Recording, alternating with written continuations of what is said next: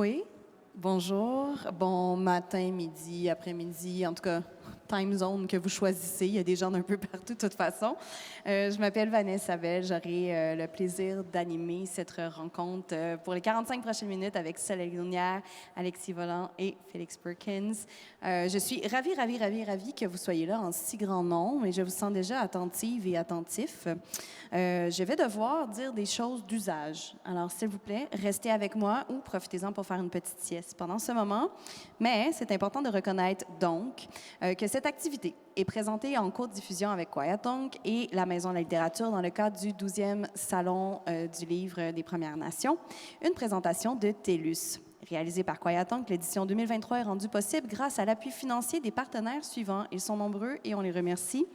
Donc, l'ECN, Énergex Énergie renouvelable, Hydro-Québec, la Caisse des jardins de Wendake, OKTLA, le Conseil des arts du Canada, le gouvernement du Québec, la SODEC, la Ville de Québec et le CDFM Huron-Wendat.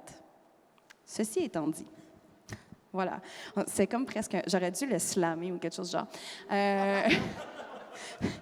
Demain. Émilie Lonia, oui, c'est ça. Émilie Monette, demain, va avoir un slam d'ouverture. Je commencerai par lire vos bios parce que peut-être que les gens ici... Est-ce que vous les connaissez toutes et tous? Il y a des noms, alors je n'ai pas le choix. Je vous lis leur bio et après ça, je vais poser des questions full rapides pour qu'on arrive à eux. Donc, Soleil Lunière, originaire de Mastoyache.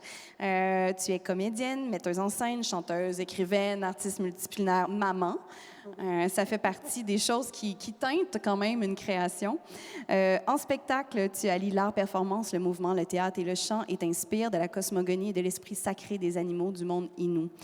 Tu vis et œuvres aujourd'hui à Montréal, Tiohtià:ke. En 2023, tu as publié ton premier livre. Et là, je veux le prononcer comme il faut, mais j'ai déjà oublié la douceur de la langue, mais qui était comme Akuteo.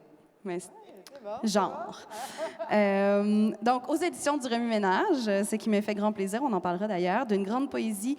Le texte raconte le vertige d'être en perpétuelle suspension entre la fierté et la honte, entre les mondes du visible et de l'invisible. Merci beaucoup d'être là, Soleil. Ça fait plaisir. Et donc, Alexis, donc, tu es tellement de choses extraordinaires. À chaque fois, je m'incline devant ton talent. Pianiste, baryton, compositeur, poète originaire de la communauté Innu de Pessamit. Tu as reçu plusieurs récompenses pour tes activités musicales qui ont débuté en 2004 alors que tu n'avais que 4 ans. Alexis, c'est ça, hein? Ça y va. Alexis étudie présentement le piano classique à l'Université de la Colombie-Britannique à Vancouver. Tu occupes également la position de baryton dans l'ensemble professionnel Vancouver Chamber Corps. Et tu passes tes pauses d'études à écrire ton mal du pays. J'espère que tu auras aussi le bien du pays qui viendra peut-être dans un second recueil. Et ton premier recueil, Nipinapunan, ici, vraiment, vient de paraître aux éditions Anénorak. Merci beaucoup d'être là. Merci beaucoup. Quoi, Félix Perkins? C'est-tu la première fois que je t'anime? Je me souviens pas. Félix, c'est mon ami de forêt, mais aujourd'hui, il sera mon ami de panel. Donc, voici pour les présentations très objectives. Natif d'Edmundston, au Nouveau-Brunswick, Félix Perkins est d'origine Wendat, espagnole, italienne et autre. J'aime beaucoup le autre. Vous pourrez lui poser des questions là-dessus après la rencontre, sur ce autre. Il peut sembler confus. Voyons, c'est ça ta bio? Il peut sembler confus avec tout ce patrimoine qui s'entrechoque dans son quotidien très banal, en plus d'être confronté à une certaine indifférence face à ses incompréhensions. Mais Félix Perkins a lancé, mais pas trop fort pour ne pas l'abîmer, son premier recueil de poésie, Boiteur des bois aux éditions Personnage en 2020. Et tu travailles présentement, il va falloir que ça achève, sur ton deuxième recueil. Félix Perkins, merci. Bonjour. Merci beaucoup. Et donc, ceci étant fait, OK, on peut lâcher la feuille. La thématique de cette rencontre était les poésies du devenir. Et il me semble qu'il y avait là une espèce d'écho avec la table ronde hier, avec Joséphine, avec Virginia, avec Jean, autour de l'idée de devenir ancêtre. Parce que, bon, il semble-t-il qu'il y a quelque chose dans le devenir avec les Premières Nations. Et j'avais envie juste d'évoquer ce mot-là. Comment vous le sentez, comment vous l'accueillez? Ce mot que je trouve qu'on retrouve souvent quand on va parler des littératures des Premières Nations, qui est l'idée de devenir comme si... En tout cas, je ne donnerai pas mon avis. Alors, de devenir. Est-ce qu'il y a quelqu'un qui veut se lancer? Oui, c'est ça. Les autres questions sont plus faciles. Je vais me lancer. Je ne sais pas trop par où commencer, mais c'est dommage que j'ai manqué la table ronde sur devenir un ancêtre. Parce que même si on est plus jeune, il me semble que c'est quelque chose que j'aurais voulu savoir, bon, comment je dois me préparer à devenir un ancêtre. Parce que c'est inévitable, là, on va tous devenir un ancêtre de quelqu'un, puis je pense qu'il faut être content de ça, il faut être fier de ça. Mais dans le cas des littératures, même la poésie, le devenir, c'est peut-être parce que là, maintenant, on a comme une espèce de champ libre avec ce qu'on peut faire, avec comme si maintenant, on a comme posé certaines bases depuis certaines années, puis grâce aux générations avant nous qui ont vraiment battu le sentier, puis que maintenant, nous, on est là, puis on récolte vraiment plus les fruits de tout le travail. Puis finalement, c'est un peu à nous de dire, OK, vers où on peut diriger ça. Mais en même temps, je pense que c'est important qu'il y ait des choses qui restent, qu'on essaie peut-être de préserver ou de maintenir dans ce devenir-là. C'est bien le changement, mais c'est le fun qu'il y ait des choses que tu dis, OK, ça reste, puis ça perdure, puis que ça devient juste plus là. J'aime ça, Alexis. Je t'ai vu prendre ton micro. Voulais-tu rebondir sur cette idée? En fait, ce que j'allais répondre, c'est que,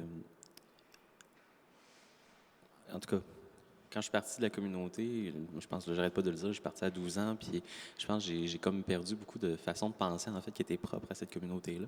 Puis là, je suis rendu à 23, puis là, j'apprends beaucoup à faire certaines choses, à ne pas faire certaines choses. Puis là, j'entends de plus en plus dans ma vie de tous les jours, comment être une bonne personne, comment être un bon ami, comment être un bon voisin, être un bon amoureux, éventuellement comment être un bon papa. Puis il y a peut-être 2 ou 3 ans, je travaillais avec le projet Échiquette à Pessamit. C'est un projet que le conseil tribal de Mamouitoun avait parti. Puis on avait beaucoup d'interactions avec j'allais dire des ancêtres de la communauté, des aînés de la communauté. Puis il y a quelqu'un qui m'avait vraiment marqué, Grégoire Canapé, avec qui on parlait dans son campement en forêt, puis il m'avait dit, moi, je veux juste être un bon ancêtre. Ça m'avait vraiment, vraiment marqué, puis si bien que ça a fini dans le dernier Pinapunan. Oui, c'est ça. Puis c'est ça, fait que depuis ce temps-là, je réfléchis plus nécessairement à comment être une bonne personne en ce moment, mais comment être un bon ancêtre pour plus tard, quand je vais avoir des enfants ou des petits-enfants ou d'autres générations, quand ils vont réfléchir, quand ils vont se remémorer ce que j'ai fait ou ce que j'ai pas fait, qu'est-ce que je veux laisser comme excusez, ça fait 6 mois que je ne peux pas parler français, je me retraduis encore le cerveau. Mais voilà, donc c'est un salon plurilingue, donc ouais. Si jamais il y a moyen de naviguer entre plusieurs langues. Oui, c'est ça. Je me permettrais justement, parce que tu l'évoques et parce que j'ai relu ce matin tous vos livres, parce que c'est ça, j'avais du temps. Wow. Oui, mais je voulais comme vraiment... Je voulais vraiment être dedans. Tu m'as dit que tu ne souhaitais pas lire nécessairement aujourd'hui, mais est-ce que je peux lire un extrait qui est la fin, en fait, de ce recueil, de ce premier recueil, parce que tu l'évoques. On t'a raconté ce qu'est la côte nord, des montagnes et leurs poches en dessous. Il y a nous, sous cette beauté, ces paysages, ces reliefs énormes. Il y a notre résilience, notre bonté, notre chaleur sauvage, notre confiance qui n'est pas gratuite. Tu seras toujours le bienvenu. Les clôtures se font rares et les portes sont ouvertes. Les chiens se connaissent et les loups se parlent la nuit. Les enfants d'ici connaissent les légendes des forêts interdites. Tu croyais voir les nuances dans mes yeux, sous nos draps. Mais tout comme ma terre, même si je t'aime, je me protège contre toi. J'ai rien à rajouter, j'ai juste un frisson chaque fois que je lis. J'ai eu des frissons, moi aussi. C'est une très belle lecture. Merci beaucoup. C'est pour ça que je voulais pas lire, je voulais que tu lises. Oui. Soleil? Ben, devenir. Il y a beaucoup de choses qui deviennent dans ce livre. En tout cas, qui deviennent, qui adviennent, qui arrivent, qui passent, qui se transforment. Qui veut devenir aussi. Oui. Qui est devenu aussi. Parce que je parle de naissance ou des enfants à venir. Puis l'enfant est venu 2 ans plus tard, après ça. Donc, ouais. Bien, je pense que c'est la réalisation. Tu sais, tu disais, Alexis, tantôt, ben, je ne sais pas comment tu le disais exactement, mais tu sais, on vient... Moi, la place où j'ai grandi, tu sais, j'ai 38 ans, là, quand j'ai grandi, il n'y avait pas la même conscience, en fait, ou la même vision d'être autochtone. Puis ça a beaucoup changé en 30 ans, ça n'a aucun sens. Puis tant mieux dans le bon sens, il y a encore beaucoup de choses à faire, mais c'est tout la réapprentissage de qui on est, de comment est-ce qu'on se perçoit, puis comment est-ce qu'on veut être perçu aussi dans le monde. Puis à travers les années, bien, je redeviens et je deviens moi-même de plus en plus ancrée. Mes racines grandissent, sont de plus en plus profondes. Puis je pense que ça fait partie d'un processus humble d'être qui on est, tu sais, de juste d'avancer dans la vie puis de devenir qui on veut devenir, d'être le meilleur ancêtre qu'on veut être, le meilleur aîné, la meilleure mère possible, tu sais, avec ses croches puis ses tournants. Fait que je pense que c'est ça pour moi le devenir. C'est ça. C'est beau parce que vous parlez quand même dans une espèce de cercle qui s'entrecroise. Tu sais, je t'entends parler de devenir avec des racines. Je pense à tes poèmes, Alexis, qui parlent de Joséphine, qui est un arbre aussi. Est-ce que c'est toi ou c'est toi qui parle? C'est toi Ben, qui moi, parle de Joséphine, qui est un arbre avec ses racines. Oui, c'est ça. vraiment beau. Et j'ai envie avant de devenir, toujours faut-il advenir ou en tout cas réaliser que l'on est. Et tu écris dans ta pièce, Soleil, chaque naissance rétablit la justice, je m'accouche à moi-même.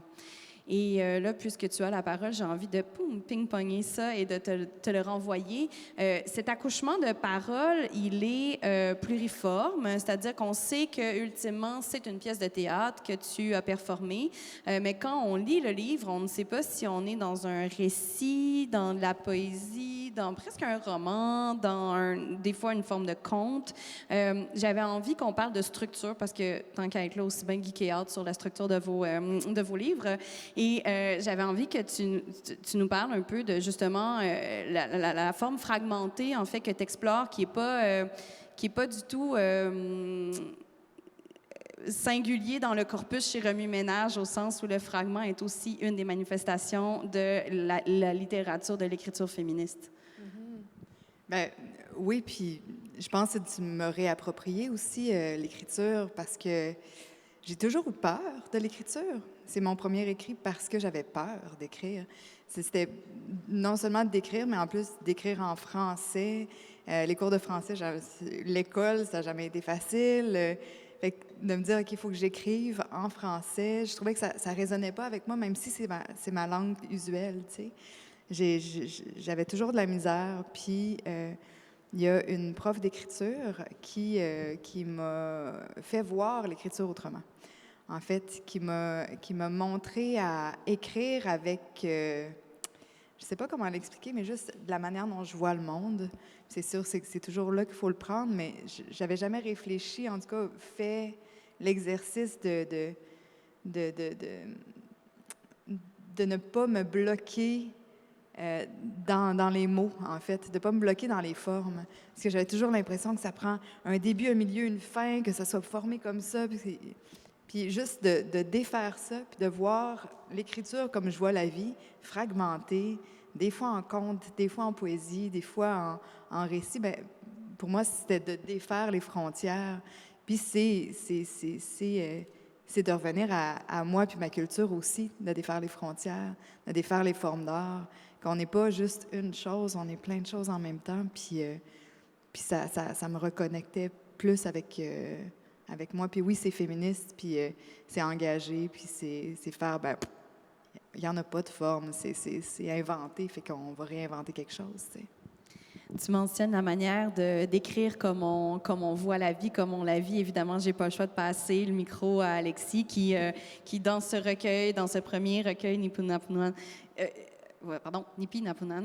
vient vient marier, en fait, ta vie musicale à ta vie d'écriture. Une vie d'écriture qui semblait, de ce que j'ai entendu en entrevue, se faire dans des cahiers. J'ai été surprise, je t'avoue, la première fois que j'ai tenu ce livre-là, parce que c'est comme, ah, pour un premier recueil, il est épais. Non, mais ce qui est vrai, souvent, un premier recueil va être quand même une plaquette, une espèce d'affirmation de voici qui je suis. Et toi, tu as choisi un tout autre chemin qui passe non seulement par la musique, mais qui passe par la voix d'une femme. Oui, ouais, ça, ça a été. Ça, on me l'a posé plusieurs fois, je pense. Si je commence avec la musique, ça a comme été clair dès le début que ce serait une espèce de cadre qui régirait, en fait, la structure du recueil.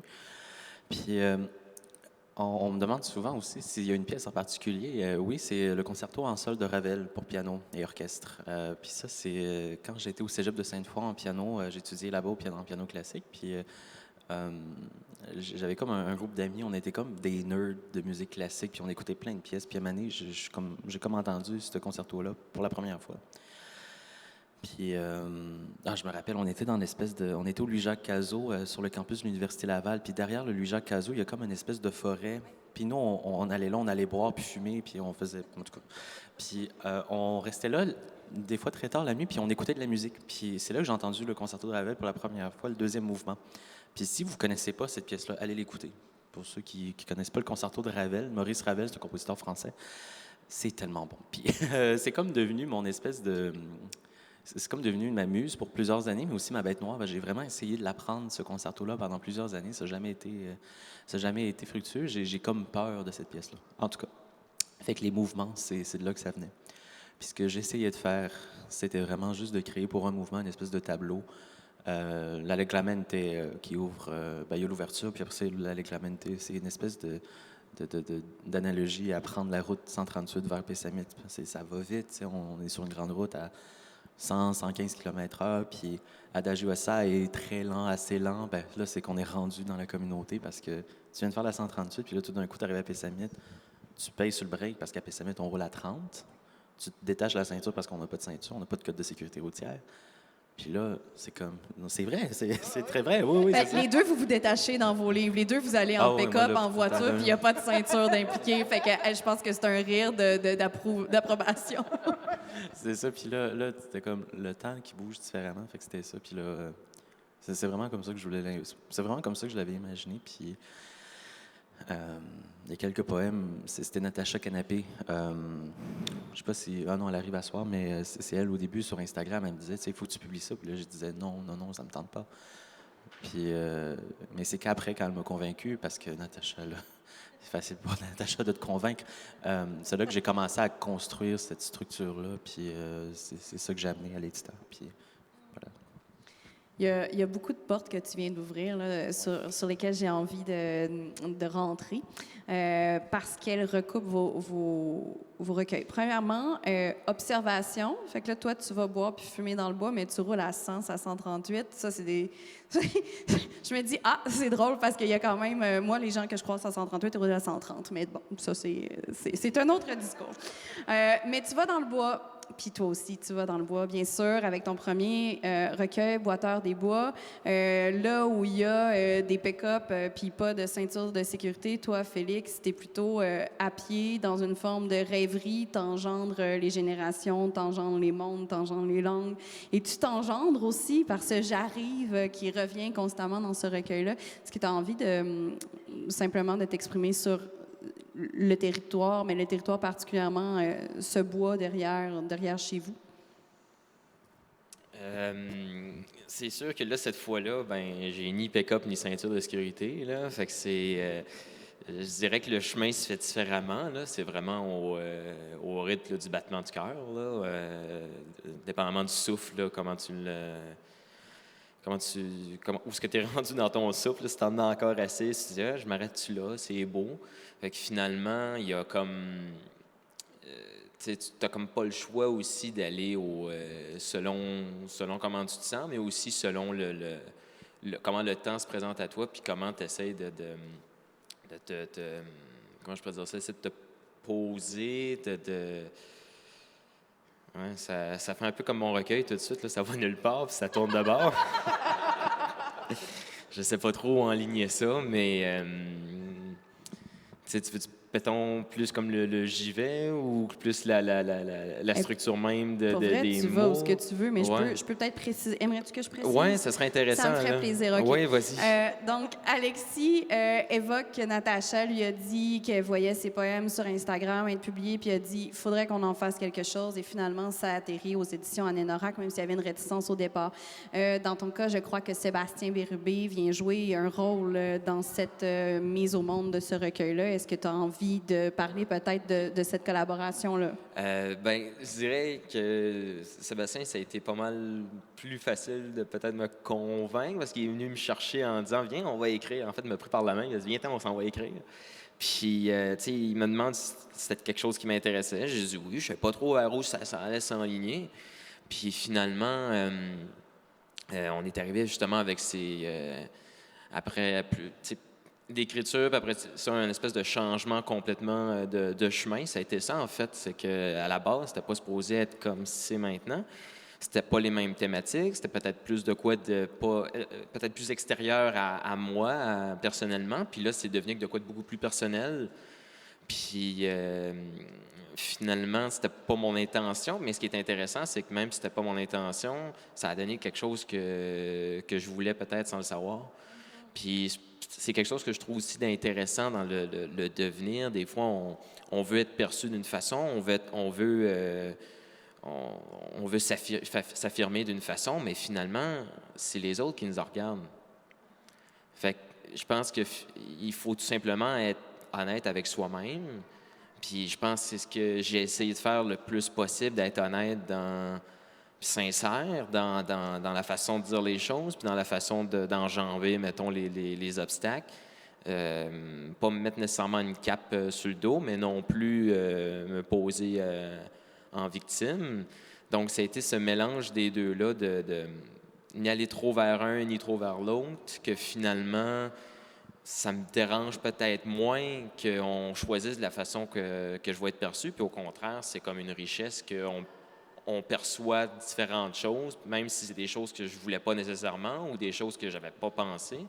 Je pense que ça peut être intéressant aussi, là, tant que ça vient pour les bonnes raisons, c'est bien, tu sais, c'est bien apprêté. Puis je pense que Sébastien m'a pas mal aidé aussi à enligner les mots de cette façon-là, là, pour que finalement on finisse par rassembler aussi plein de gens qu'on n'a pas nécessairement des trucs en commun, mais que finalement on est comme on aime ça pareil. Là.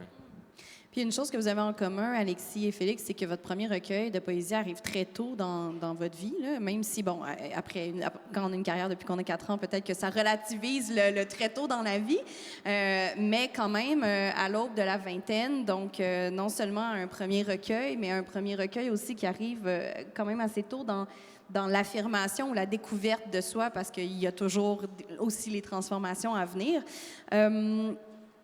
C'est quelque chose qui revient, ce que tu nommes dans cette idée de perception, d'auto-perception, mais aussi de perception extérieure, bien sûr, dans ton travail, Soleil. Tu l'as bien identifié, nommé, mais pour les gens qui n'ont pas lu le livre, est-ce que tu peux, sans forcément retourner à Robert Val en 1990, là, est-ce qu'on peut aujourd'hui maintenant parler de cette double relation-là de permission à soi d'être pleinement soi dans justement ces mouvances et ces différences et le regard extérieur, peut-être? Oui, bien, sans retourner, c'est sûr, je ne retournerai pas à Robertval en 1990. Pas que je suis contente de mon vécu, là, mais mais c'est drôle, hein? J'ai une autre vision depuis que j'ai donné naissance, en fait. Je suis pas mal plus ancrée, puis c'est pas que je n'étais pas ancrée avant, tu sais, je veux dire, j'ai toujours... ben pas toujours, excusez. Depuis plusieurs années, je pense que depuis probablement mi-fin vingtaine, je suis vraiment, tu sais, beaucoup plus ancrée dans qui je suis, puis la revendication personnelle de mes racines, puis de où est-ce que je m'en vais, qu'est-ce que je veux être et tout ça. Tandis que ça m'a pris un chemin pour me rendre vers ça. Ça m'a pris un chemin parce que, ben, de la manière dont les choses se sont passées, oui, à Roberval, puis à Machtoyats aussi, tu sais, dans la communauté, même si, tu sais, même si j'ai grandi en communauté, c'est pas tout le temps facile, là, tu sais, puis on n'est pas tous... l'éducation, même en communauté, pas à cause des jeunes, pas à cause le système est rentré quand même là-dedans, fait que c'est difficile. Mais depuis ma fin vingtaine, je suis plus ancrée dans qui je suis. Puis j'ai toujours été en recherche encore, puis de pousser. Mais depuis que j'ai la petite, qui a 5 mois maintenant, tu sais, on dirait que je me laisse même pas... je veux pas être dans le doute ou dans le... Parce que si moi, je suis dans le doute, elle va être dans le doute. Si moi, je suis pas ancrée puis que je sais pas qui je suis, elle va chercher. Puis je veux pas qu'elle cherche, tu sais. Je veux qu'elle soit fière, qu'elle sache qui elle est, puis je veux qu'elle grandisse avec ça. Parce que moi, c'est pas de la faute à mes parents, mais j'ai pas eu ça, mais je veux qu'elle puisse avoir ça, ce soutien-là, puis cette base-là. Alexis? Je résonne beaucoup parce que je pense que ma première priorité dans la vie en général, c'est d'être papa. Je veux dire, je suis passionné de musique, mais même ça, c'est secondaire à l'intention de devenir papa. Puis ce que tu dis, ça résonne beaucoup parce que je pense pas que nos parents, c'est de leur faute. Ce qui nous est arrivé, ça fait partie, en fait, de quelque chose de plus gros, mais ce pouvoir-là, en fait, de pouvoir briser les cycles, puis de pouvoir briser ce qui se passe de génération en génération. Moi, ça me rend tellement excité pour ma trentaine, justement, puis l'idée de devenir papa. Puis j'avais lu, justement, à Caraquette, j'avais fait une lecture, puis je l'ai refaite cette semaine. On avait un événement avec Joséphine Bacon, puis ça s'appelait « Habiter les mots », puis je l'avais refaite, une version un petit peu modifiée. Puis là, les gens venaient me voir, puis ils me disaient « Elle a quel âge ton enfant? » Là, je dis non, j'ai dit, j'ai pas d'enfant. Je veux un enfant, mais j'ai pas d'enfant. Puis ça faisait comme bizarre parce que c'était comme une lettre à mon futur enfant. Puis il y avait comme cette passion-là que j'avais, cette intention-là. Puis les gens ont fini par être convaincus. En tout cas, c'est ça. Je voulais juste... ce que tu disais, j'étais comme oui. Mais ce texte-là d'Alexis, que j'ai eu la chance d'entendre à Caraquette, effectivement, au Festival de poésie de Caraquette cet été, tu parles de passion, mais moi, je parlerais de tendresse. Cet enfant sera l'enfant le plus aimé en avance que j'aurais connu, parce que vraiment, c'est un texte qui est assez bouleversant. Est-ce que tu as pris le micro parce que tu voulais répondre ou est-ce que... Je voulais juste dire que c'était une conversation que j'avais eue avec mon amoureux avant qu'on ait un enfant, puis comment, dans la société en général, présentement, les gens se demandent « Ah, est-ce que je devrais avoir un enfant à cause de la perte, la nature dégringole, etc. » Puis je disais, mais tu sais, s'il n'y a pas d'enfant, il n'y a pas de suite, il y a pas c'est ça la fin du monde, mais aussi il y a une artiste, je me souviens plus de son nom et je suis désolée, mais qui disait que nous, on a déjà connu la fin d'un monde. Donc, on n'a pas peur de la suite, parce qu'on a déjà connu la fin. Tout ce qu'on a présentement, c'est l'avenir, tu sais. Puis ça, je trouve ça beau, c'est de dire, tu sais, c'est eux qui sont là, qui sont l'avenir, qui sont la reconstruction avec nous, en fait, puis c'est ça. Il y a beaucoup de poésie et de devenir dans ce que tu viens de dire. On est vraiment dans cette thématique de devenir sur plusieurs plans, un devenir personnel, collectif, un devenir humain, un devenir littéraire aussi. J'ai 2 questions qui peuvent être potentiellement inconfortables, donc je vais les dire, puis vous y répondez ou pas. La première, simplement parce que c'est une question qui, normalement, demande de réfléchir avant d'y répondre, puis que là, je vous la pose à brûle pour point. Je l'ai demandé hier aussi à Maya Cousino-Molène parce que je trouve que c'est une question très importante de se faire poser en tant qu'artiste, d'autant plus quand on est un artiste qui, comme tu l'écris ou comme tu le dis en entrevue, Alexis, moi, quand j'écris pour 6000 personnes. Hein, je représente une communauté. Il y a ce poids-là qui peut exister ou pas, en fait, tout dépendant de nos postures littéraires. Et cette question-là, c'est à côté de quoi on passe dans votre œuvre en voulant célébrer l'aspect autochtone de votre œuvre? À côté de quoi, et non pas que c'est dissociable et non pas que je veux le soustraire, c'est pour ça que je dis que ça peut être des fois sensible comme question, mais qu'est-ce qu'on ne voit pas, qu'on pourrait voir, que vous aimeriez qu'il soit amené à la lumière si le chiffre était peut-être plus littéraire ou si il était peut-être plus autour de votre carrière? Est-ce qu'il y a quelque chose? Alex, il est comme... On vient de parler de le temps que je réfléchisse quand même. Ouais. Je peux poser une deuxième question pendant que... Veux-tu que je fasse un prélude plus long? OK. Fait que cette question-là qui est comme latente, là. Et hier, d'ailleurs, il y avait... oh mon Dieu, j'oublie son nom. Elle sera sur scène à 14h30. Docteur... Je m'excuse pour le côté anglais. Pardon? Non, je cherche une femme docteur inuit. En tout cas, cette femme hier qui racontait que pour les Inuits, c'était très difficile, en fait, d'être en rencontre dans ce genre de discussion-là parce qu'il y a un temps de réflexion et de pause avant de pouvoir offrir une réponse et que ce temps-là est très, très, très fécond et qu'en entrevue, ça peut avoir l'air un peu décalé. Donc, vous pouvez, comme ça, vous connecter peut-être à la part inuit en vous et être en latence avec cette question de qu'est-ce que vous aimeriez voir mis en lumière dans votre travail. La deuxième question qui serait vraiment dirigée complètement vers Alexis, ça fait que ça t'enlève du temps de réponse. Qu'est-ce qui se passe le 15 août chez vous? Toutes sortes d'affaires. Le 15 août, en fait, c'est comme notre fête nationale. C'est la fête nationale, c'est la fête des Inuits Pessamites. Et des Acadiens aussi.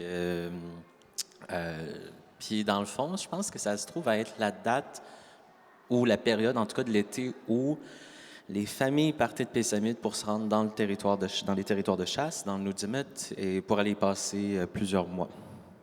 Puis, quand on regarde des documents d'archives, il y a des gens, des cinéastes qui sont venus à Pessamit plusieurs années, d'entendre mes grands-parents, puis tu voyais les familles partir en canot sur la couverture. On voit la plage, on voit comme l'église un peu dans le relief, mais on voit la plage, puis les gens partaient de cette plage-là pour partir vers les territoires pour aller chasser.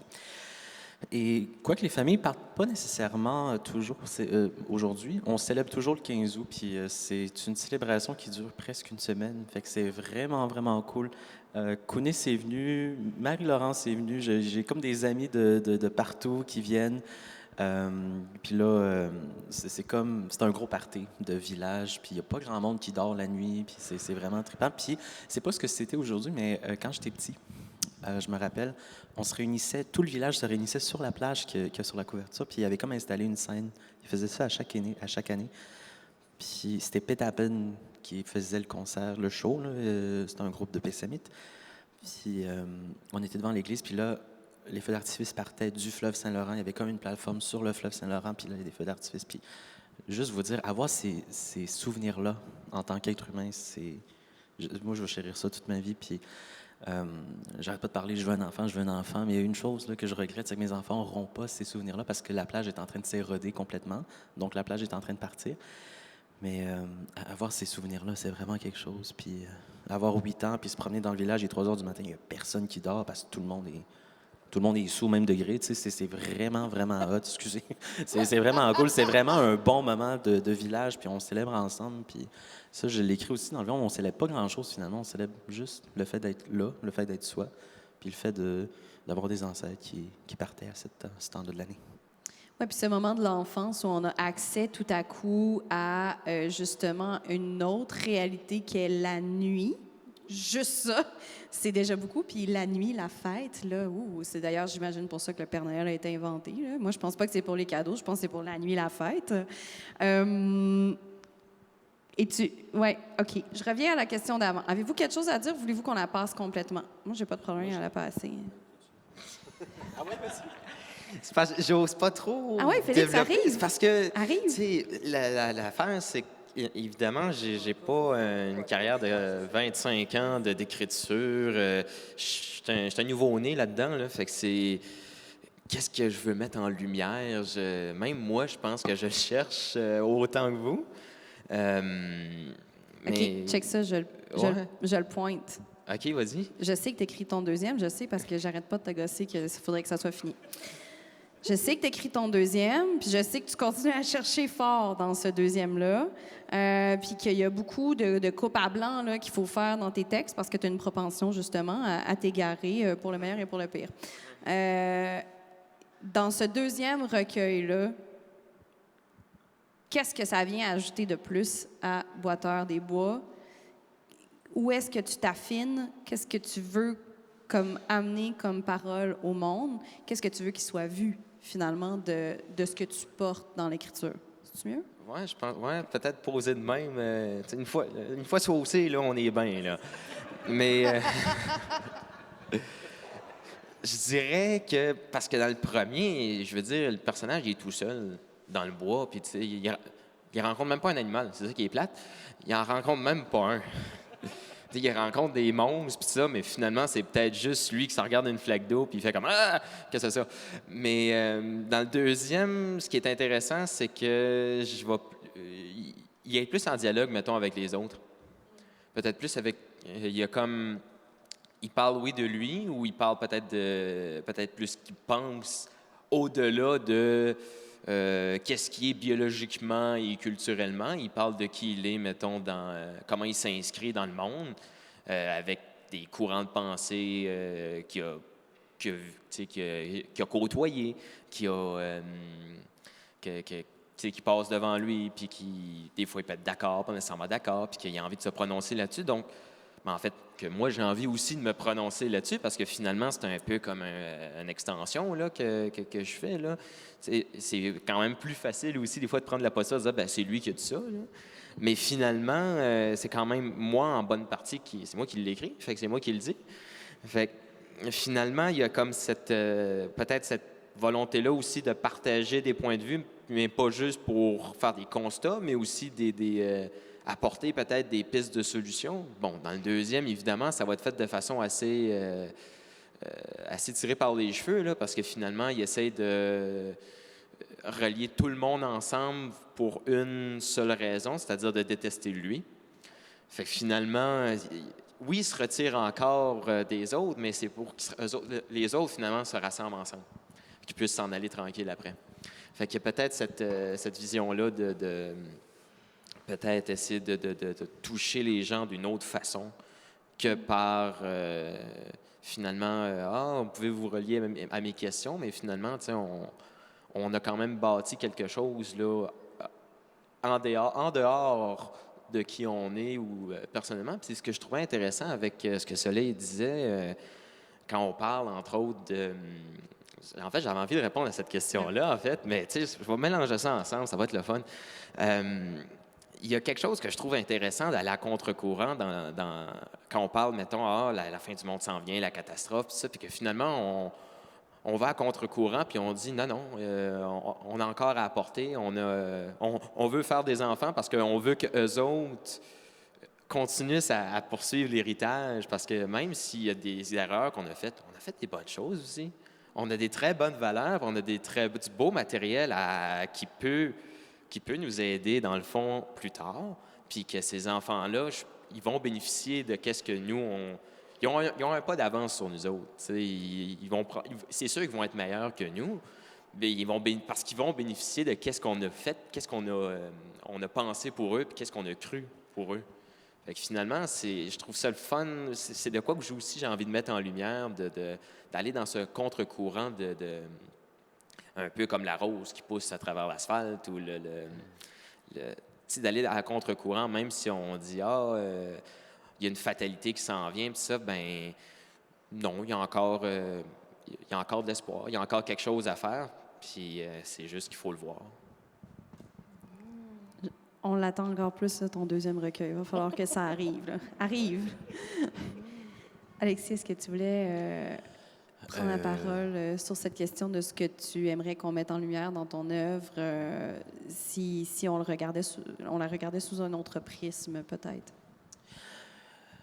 Oui. Bien, si je retourne à l'idée que j'avais eue de prendre la voix d'une femme qui sort avec un homme, hein, puis c'est... En tout cas, je pense qu'elle est quand même heureuse. Ben, en fait, non, pas vraiment. Mais en fait, c'est même pas de ça que je veux parler, en fait. C'est s'il fallait que je rajoute... j'ai pas de projet concret de deuxième recueil ou de deuxième projet, mais hier soir, je me disais, je réfléchissais, qu'est-ce que j'aimerais écrire d'autre? Puis c'est clairement d'apporter une touche queer à la littérature autochtone de l'Est, parce que j'ai lu le manuscrit de Envolto Mikun de Moira Balcon. Puis on est dans la même maison, donc j'ai eu le privilège de le lire l'été dernier. Puis j'étais tellement excité parce que là, il y a comme une nouvelle petite bouffée d'air queer dans notre monde à nous, là, dans notre monde à nous. Puis c'est vraiment quelque chose qui manque, je trouve. Surtout comparé à la littérature autochtone de l'Ouest. Tu sais, à Vancouver, on pense à Billy Ray Belcourt, Leanne Joshua Bessette. Whitehead. Oui, c'est ça. Puis Leanne Simpson. Puis, tu sais, il y a tellement d'éléments queer, il y a tellement d'éléments de Two-Spirit, LGBTQ. Puis, pas qu'on n'en a pas du tout ici, mais, tu sais, moi, en tout cas, moi, j'aimerais ça qu'on en voit plus. Puis, s'il fallait que je réécrive quelque chose aussi, j'aurais voulu refaire Nipinaponan avec un autre angle. Ça aurait été de rajouter cette partie-là, tu sais. Ouais, c'est ça. C'est un petit quelque chose qui manque beaucoup. Ça fait beaucoup de mise et de remise au monde, tu sais, de s'affirmer dans toutes ces identités-là. Ça peut être aussi, ça peut être un chemin lent avant d'arriver à toutes ces paroles-là. Soleil, on dirait que c'est comme si ça avait ouvert la porte pour tes thèmes de prédilection, même ton nom, même cet astre, l'idée aussi du Two Spirits. Est-ce que c'est même pas une question, as-tu vu? Je suis comme... Bah. Soleil, brille, Oui. éclaire-moi. Ben, en fait, mon recueil, pièce, ce livre. Moi, j'ai pris le choix conscient de le non-genré aussi, là. Ouais, et non-genré, et entre les deux, comme moi, je le suis, là, j'embrasse mon côté féminin beaucoup ces temps-ci en étant maman, tu sais, puis j'aime le fait d'être mère, puis d'embrasser la mère en moi, mais j'ai aussi le côté masculin, puis la balance, et ça bouge à l'intérieur de moi, puis ça a toujours été comme ça. Fait que pour moi, c'est important que ce soit non-genré, mon texte. Puis c'est ça. Puis pour le futur, si je repense à ta question, je suis en processus d'écriture pour une deuxième pièce qui est moins personnelle, en fait. Je vais vers le point de vue de d'autres gens. Mais c'est encore, pas encore, en fait, c'est sur la naissance et sur les enfants qui naissent dans un certain contexte. Sans dire trop, mais c'est ça, fait que dans un certain contexte, mais je regarde le point de vue des enfants. Puis je pense que quand j'ai écrit Akuteo, j'avais besoin de sortir quelque chose que ça faisait longtemps que j'avais en dedans, mais j'ai l'impression, même si ça a été écrit dans ma trentaine, que ça appartient à ma vingtaine. C'est drôle. Puis quand Il y a une énergie vingtenaire, même dans le ton, les anglicismes. Il y a quelque chose de très frondeur dans ce texte-là aussi, de vingtenaire. Oui, ben c'est ça, mais je le sens vingtaine. C'est comme si j'ai de la misère à... Je sais que je me suis fait demander souvent de le refaire sur scène, puis on dirait que je le sentirais plus légitime d'être lu ou fait ou performé par quelqu'un qui est dans la vingtaine, tu sais. Parce que je sens qu'elle m'appartient plus. C'est juste qu'il était pogné en dedans de moi pendant longtemps, puis j'avais besoin de le sortir. Et là, il est sorti, il est là, puis il vit. Puis je suis contente de l'avoir fait vivre, puis d'avoir dit ce que j'avais à dire. Mais ça fait... C'est ça. C'est une étape. Puis fait que je suis dans le processus d'écriture de cette deuxième pièce-là, mais en dehors d'une pièce de théâtre, quoi que ce soit, j'aimerais ça éventuellement, probablement, faire quelque chose qui est plus poésie, ancré là-dedans, puis d'assumer ma poésie, là. Ouais. Oui, elle a été bien vantée dans Le Devoir, d'ailleurs, cette semaine par Louis-Carl, cette poésie-là qui est inhérente à ce livre, qu'on ne sait pas trop comment classer. Là, c'est tout à fait bête, mais ça fait 45 minutes qu'on parle et je dois arrêter ici. Mais ces recueils et ces livres, ils existent de l'autre côté de la rue, tout juste ici au Morin Center. Et d'ailleurs, vous trois serez en dédicace comme maintenant. Après que j'ai fini de lire ces choses, donc conclusion, c'est écrit. Au nom du salon et en mon nom personnel, je vous invite bien sûr à aller de l'autre côté à l'espace salon au Morin Center pour vous procurer un ou des titres auprès des éditeurs présents et à rencontrer les auteurs-autrices en séance de dédicace. Vous pouvez revenir ici à 13h, toujours gratuitement, pour une discussion tout à fait différente qui s'appelle « Masculinité littéraire des Premières Nations ». C'est avec Michel Jean, Jean Sioui et Georges Pissimapeo. Je prends un temps aussi pour vous dire que si vous n'avez pas votre billet ce soir, il y a un sacré show qui se passe du côté de Méduse, un cabaret donc littéraire. Il y a entre autres encore Michel Jean, J.D. Curtness, Walter Scott, Norma, c'est Norma que je cherchais tout à l'heure, Dr. Norma Dunning. Ce sont des lecteuristes, des performeurs, des penseurs, des artistes absolument extraordinaires. Mais pour tout de suite, Félix, Alexis et Soleil, Tewankinen, merci beaucoup. Merci à vous d'avoir été là. La rencontre se poursuit de l'autre côté de la rue. Merci.